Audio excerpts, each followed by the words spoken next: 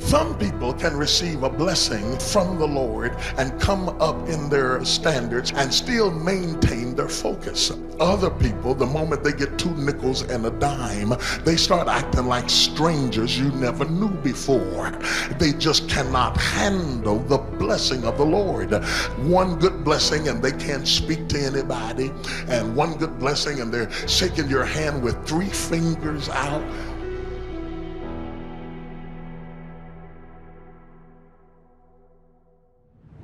You don't have to waste time going on a witch hunt.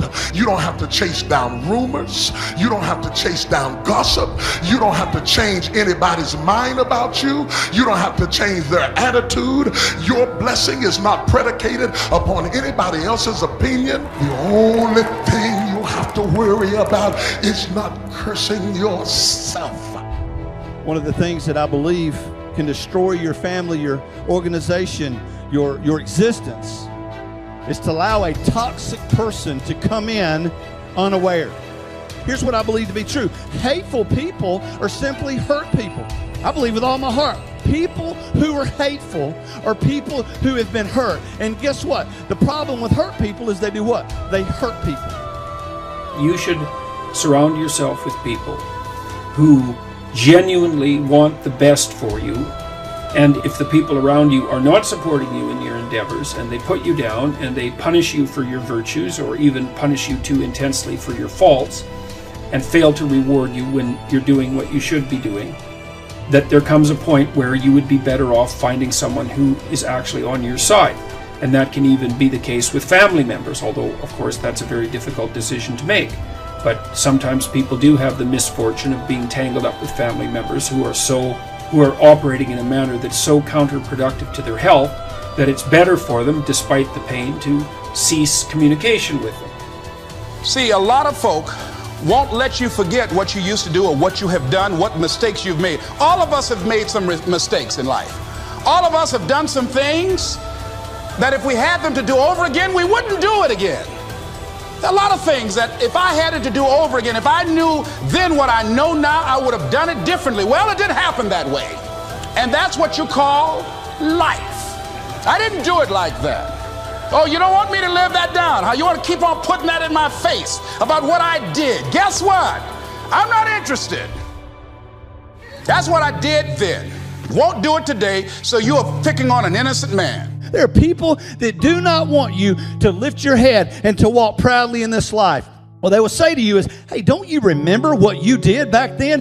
But see, the haters, they see that, and because they don't have that peace, they don't want you to have it either. I guarantee you, if you show me a person that is a hateful person in this life, I will show you a person that has been treated hatefully in his own life. He's been treated cruelly. He has been outed. He has been disenfranchised. He or she has been disenfranchised.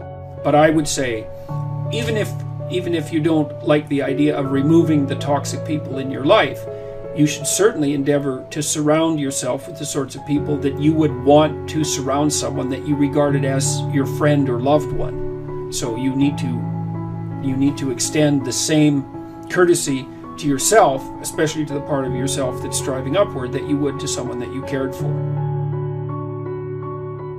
You're looking at a guy who got rejected a lot of times. I had friends who were friends that I grew up with, that over time, like for some reason, they just didn't want to hang with me anymore. So, what do?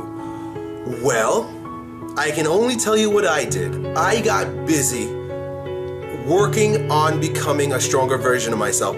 And I put all of my focus and energy on developing my skills as an athlete, getting stronger, getting bigger, getting faster, and getting better at the sport of football. So that allowed me to hone my group of friends, bring in a group of friends, to lead a group of people, and to use the gifts that I've been given, that I naturally have, to gain influence in school and socially. So that's my experience. It was through sports and football. But I guarantee you, bro, that there is something about you that's magnificent, and you're going to have to work on that and find a group of kids that appreciate that. I would invite you to play sports because that's, it's what I do.